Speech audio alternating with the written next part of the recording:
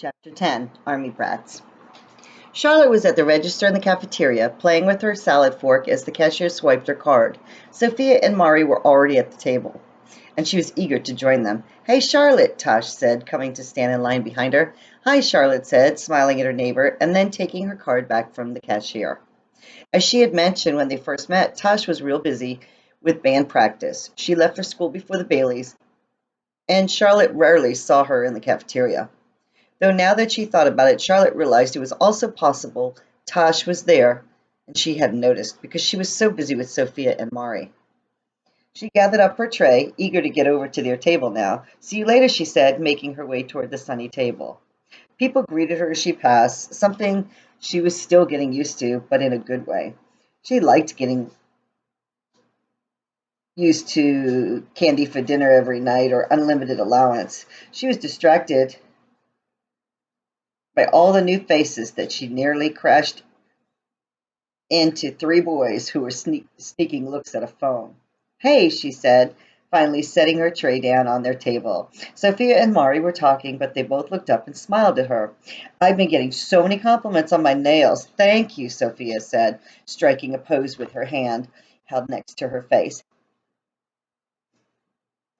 "They look awesome," Charlotte said, settling in at her seat. Sophia had used the tape to make different sized stripes in three colors on gold nails, and Charlotte wasn't surprised that people noticed. Of course, they noticed and complimented most things about Sophia, but still, her nails looked great.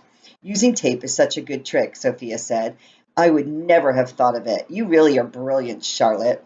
"Actually, I didn't think of it either. I read it online," Charlotte admitted. "You still get to take credit for it," Sophia said firmly, as she mixed up her salad so that her dressing was evenly distributed.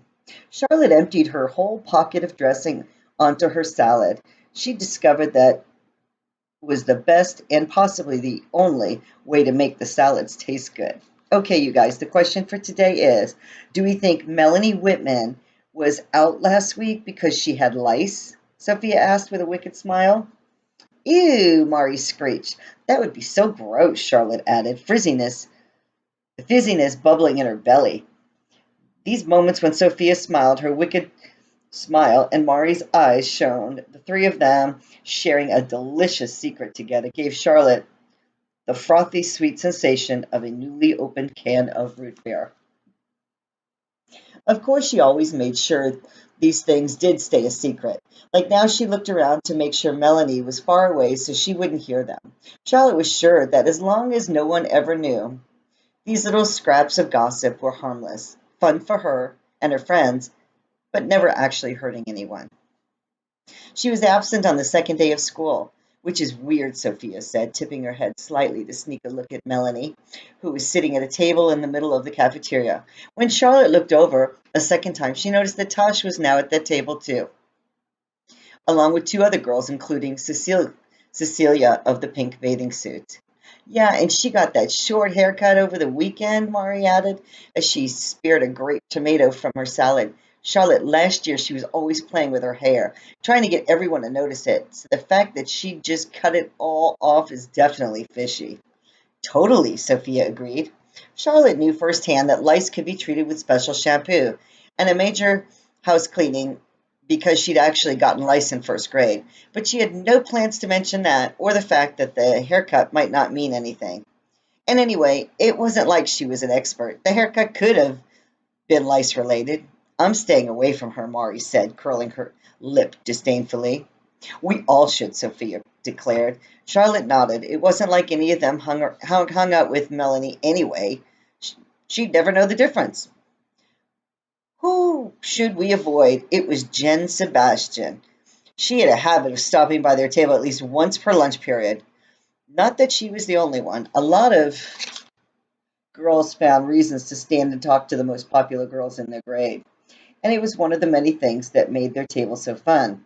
"Melanie," Mari said, tilting her head toward where Melanie was eating a sandwich, unaware what was being said about her. "She had lice the first week of school." Charlotte shifted slightly in her seat as Jen gasped in horror. Part of her worried that this went just a little too far because it wasn't like they knew for sure. Melanie had lice. I'm sorry. Wasn't like they knew for sure that Melanie had lice, but on the other hand, she certainly could have. And it was fun to watch Jen react so dramatically. Jen would probably forget about it in 5 minutes anyway. Yuck, I am not getting near her, Jen said. She glanced at Melanie and shuddered slightly.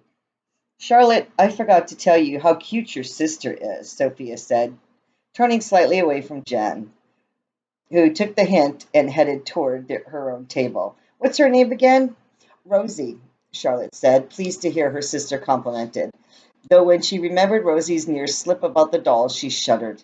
It would have been awful to have Sophia and Mari find out Charlotte still played like a little kid sometimes. She's sweet, Sophia said, uncapping her seltzer and taking a sip. Yeah, Charlotte said, though sweet might not be the first word that came to her mind when she thought of her tornado of a little sister. You guys have to see this. It was Jen again, but this time she was not alone. Grace Chen and Tanya Santangelo were with her, both giggling as they looked at Charlotte. What is it? Sophia asked, clearly intrigued.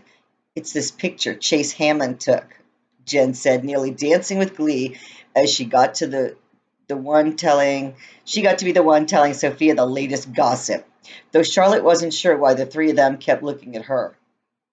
How did you get it? Mari asked. The boys were all passing it around this morning, Jen said. This does not sound good. This is scaring me now. Okay. I just hope they're being nice. Charlotte remembered the boys who almost ran into her earlier.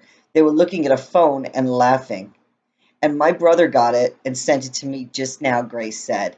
Isn't your brother in 8th grade? Mari asked. Yeah, but he and Chase both play JV football, Grace explained. And Chase sent it to everyone on the team. Sounds juicy, Mari said, eyes sparkling. Show it to us.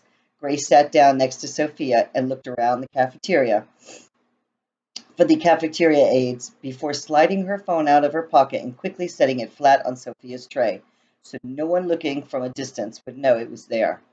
What's it of? Sophia asked while Grace typed in her passcode. Charlotte's brother, Tom, Jen said. Tanya snorted with laughter when Jen said his name, and Charlotte's back stiffened. Why was this boy Chase taking pictures of Tom? And why was Tanya looking at Charlotte like she was the punchline to a joke? Here it is, Grace said triumphantly. Charlotte's throat and mouth were dry, as if she'd swallowed a handful of sand, and when she looked down at the image, it was all she could do to keep breathing.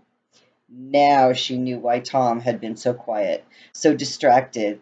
He must have known about this photo, the one where his mouth was open, his eyes wide in shock like a crazed cartoon character, his hands clawing the air in front of him. He looked as if he was being attacked by a grizzly bear or a pack of wolves. But anyone viewing the picture would see the truth. Tom was terrified of the little stream of water. He looked beyond ridiculous, like the biggest scaredy cat in the world, like a boy who was about to become the laughing stock of the school, a boy who was going to take his sister along for the ride. And that's the end of chapter 10. I'll see you for chapter 11, and we'll find out what happens next.